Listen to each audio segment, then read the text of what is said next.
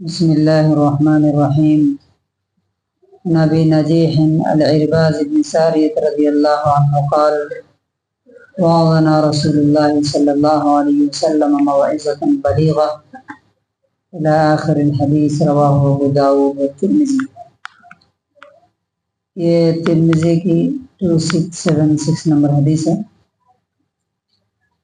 حضرت عرباز ابن ساریہ رضی اللہ تعالیٰ عنہ کہتے ہیں کہ رسول اللہ صلی اللہ علیہ وسلم نے ہمیں نصیحت کی، ہمارے سامنے تقریر کی. ایسی تقریر کی موعظتاً بلیغتاً، دل میں اتر جانے والی، مؤثر، افیکٹو. وجلت منها القلوب، اسے سننے کے بعد دل کانپ گئے لوگوں کے. وذرفت منها العیون، اور لوگوں کی آنکھوں سے آنسو بہنے لگے. تو اس سے کیا پتہ چلتا ہے اتنی سی بات سے کہ نصیحت یا سمجھانا ایسا ہونا چاہیے کہ انسان کے دل میں ڈر پیدا ہو. لوگ اس طرح سمجھاتے ہیں اپنے بچوں کو یا کسی کو کہ اور ضد پیدا ہوتا ہے، لوگ دین سے اور بھاگتے ہیں. وہ سمجھتے ہیں کہ ہماری انسلٹ کر رہا ہے، توہین کر رہا ہے. لوگوں کے سامنے سمجھانا شروع کیا یا تانا دینا شروع کر دیا کہ تم تو ایسے ہو ویسے ہو. تو نتیجہ کیا ہوتا ہے؟ دین کے قریب آنے کے بجائے لوگ اور دور ہوتے ہیں. تو دل میں اثر ہونا چاہیے، اس طرح نصیحت کرنا چاہیے، اس وقت نصیحت کرنا چاہیے، نہیں تو زبان بند رکھنا چاہیے، نہیں معلوم ہے تو. اب کہتے ہیں قلنا، ہم نے کہا یا رسول اللہ، اے اللہ کے رسول، کأنہا موعظۃ مودع، ایسا لگ رہا ہے کہ کسی جانے والی کی تقریر ہے. یہ کوئی آدمی جب رخصت ہوتا ہے اس وقت جس طرح بات کرتا ہے وہ آپ کی تقریر ایسے معلوم ہو رہی ہے. فاوصنا، آپ ہمیں کچھ وصیت کر کے جائیے کہ آپ کے جانے کے بعد ہم دنیا میں کیسے رہیں، کیا کریں.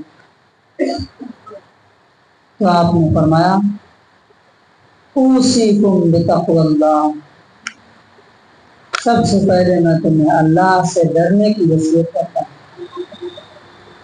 نمبر 2 والسمع والطاعۃ، امیر کی بات سننا اور ماننا، اور اللہ کی بھی بات سننا اور ماننا، لیکن یہاں پر اسپیشلی امیر کی بات ماننے کی. وَإِن تَأَمَّرَ عَلَيْكُمْ عَبْدٌ حَبَشِيٌّ، چاہے تمہارا امیر کوئی حبشی غلام ہی کیوں نہ ہو، یعنی امیر کسی کو بھی بنا دیا جائے تمہارا، تم اس کی اطاعت کرنا، اس کی بات سننا اور ماننا. پھر آپ نے فرمایا وَإِنَّهُ مَن يَعِشْ مِنكُمْ، تم میں سے جو لوگ زندہ رہیں گے یعنی میرے دنیا سے جانے کے بعد، فَسَيَرَى اخْتِلَافًا كَثِيرًا، بہت سارے اختلاف اور ڈفرینسز دیکھیں گے. اب ہم لوگ دیکھ رہے ہیں نا 50 گروپ ہیں اور ہر گروپ کیا کہتا ہے؟ کیا کہتا ہے؟ میرا گروپ، میرا فرقہ، میری جماعت حق پہ ہے، باقی سب کیا ہے؟ گمراہ ہیں، جہنمی ہیں. اور نارمل لوگ کنفیوز رہتے ہیں کہ بھائی ہم کس کی بات مانیں. اس کا علاج ہے اس حدیث میں. کہا کہ بہت سارے اختلاف تم لوگ دیکھو، کرنے کا کام کیا ہے؟ علاج. اس سے ایک اور بات پتہ چلتی ہے، پرابلم بتا کے خالی نہیں چھوڑنا، سلوشن بھی بتانا. صحیح رہنما کیا کرتا ہے؟ یہ برائی پھیل رہی ہے، وہ برائی پھیل رہی ہے، لوگ تقریروں میں خالی بولتے ہیں. حل کیا ہے اس کا؟ سلوشن کیا ہے؟ فرمایا فعلیکم بسنتی، مجھے جیسا تم نے دیکھا ہے زندگی گزارتے ہوئے میرے طریقے پر میری سنت پر زندگی گزارنا، ویسے ہی گزارنا جیسا میں نے تم کو زندگی جی کر کے بتایا۔ نمبر 2، وسنت الخلفاء الراشدین، یہ جو صحیح خلفاء ہیں، کون؟ حضرت ابو بکر، حضرت عمر، حضرت عثمان، حضرت علی رضی اللہ عنہم، اسپیشل 4 خلفاء المہدیین، جو کہ ہدایت پر ہوں گے، ان کی سنت، ان کے طریقے پر بھی کیا کرنا؟ عمل کرنا۔ عضو علیہا بالنواجز، یہ نواجز کہتے ہیں یہ دانت جو جس سے ہم لوگ کوئی چیز پکڑ کے توڑتے ہیں، اس سے اسے پکڑ لینا، یہ سنت کو۔ اب یہاں پر ہمیں مسئلے کا حل مل رہا، بہت سی چیزیں ہم سوسائٹی میں دیکھتے ہیں، سماج میں دیکھتے ہیں۔ فار ایگزامپل، قبروں پہ جا کے سجدے کرنا، یا وہاں پر میلہ ٹھیلا لگانا، بلڈنگ بنانا، دعا کرنا، ہے نا، ایک مثال۔ کچھ لوگ کہتے ہیں کہ یہ ہونا چاہیے، کچھ لوگ کہتے نہیں۔ صحیح کیا ہے؟ کیسے پتہ چیک کریں گے؟ کہا کہ رسول اللہ صلی اللہ علیہ وسلم نے کہا کہ میری سنت دیکھنا، میرے خلفاء کی سنت دیکھنا، چیک کر لی۔ کیا نبی صلی اللہ علیہ وسلم کے زمانے میں قبریں سیمنٹڈ اور پختہ ہوتی تھی؟ کسی بھی صحابی کی قبر نبی صلی اللہ علیہ وسلم نے پختہ کرائی؟ لیکن لے کے جاؤ یہ اینٹ پتھر جا کر کے اس کو شاندار بنا کے آپ، نہیں۔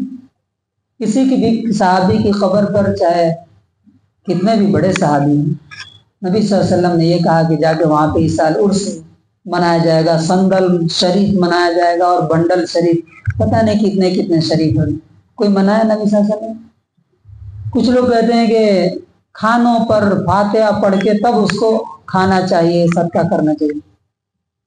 چیک کیجئے، کیا رسول اللہ صلی اللہ علیہ وسلم نے ایسا کبھی کرایا اپنی لائف میں؟ یا صحابہ کرام نے، چاروں خلفاء نے کبھی ایسا کر کے کہ ہاں سورۃ فاتحہ چاروں کل پڑھ کے تب ہم کھانا کھائیں گے؟ کبھی اس کا کوئی ثبوت ملتا ہے؟ ملے تو کیجئے، نہیں ملے تو مت کیجئے، بات ختم۔ تو زندگی کے جس معاملے میں آپ کو ڈاؤٹ ہو، ایک آدمی کچھ کہہ رہا ہے، دوسرا کچھ کہہ رہا ہے، تو یہاں پہ کرائٹیریا مل گیا۔ پوچھئے کیا صحیح حدیث میں یہ بات ہے؟ کیا اللہ کے رسول نے یہ کام کیا؟ اور کیا ان کے بعد صحابہ نے کیا؟ کیونکہ اگر کوئی بولتا ہے نہیں نہیں یہ سب تم نہیں سمجھ سکتے، ان سے پوچھئے کیا تم نبی صلی اللہ علیہ وسلم سے، صحابہ سے زیادہ سمجھنے والے ہو گئے؟ اگر کوئی یہ بولتا ہے کہ نہیں ہم جو کر رہے ہیں صحیح ہے، کوئی دلیل پوچھنے کی ضرورت نہیں ہے، تو اس کا مطلب کیا ہے؟ وہ یہ کہنا چاہتا ہے کہ میری سمجھ اللہ کے رسول اور صحابہ کرام سے زیادہ سمجھ، اس سے بڑی گمراہی اور کیا ہو سکتی؟ تو آگے بھی 2-3 جملے ہیں، انشاءاللہ کل دیکھیں گے۔ کنکلوژن اور خلاصہ کیا ہے اس حدیث سے، ہمیں کیا لیسن ملتا ہے؟ نمبر 1، ہمیں جب کسی کو نصیحت کرنے جانا ہو تو بہت اچھے انداز میں، اچھی باتوں کے ذریعے، اللہ کی کتاب، اس کے رسول کی باتوں کے ذریعے ایسی نصیحت کرنا چاہیے کہ اس کے دل میں اتر جائے۔ ایسی نصیحت نہ ہو کہ وہ آدمی اور کیا ہو جائے، دین سے دور ہو جائے۔ نہیں کرنا آتا تو منہ بند رکھنا چاہیے، دوسرے کو بولنا چاہیے۔ دوسرا کیا؟ نصیحت مختصر ہونی چاہیے، شارٹ۔ کچھ لوگ سمجھانا شروع کر دیتے ہیں تو آدمی بیچارہ اندر سے تڑپتا رہتا ہے، اسے واش روم جانا ہے، اسے کام میں پکڑ کے لائے ہیں کہیں ورک شاپ سے، وہ کام کر رہا تھا، سمجھانا شروع کیا، گھنٹوں گھنٹے لگا دیتے ہیں۔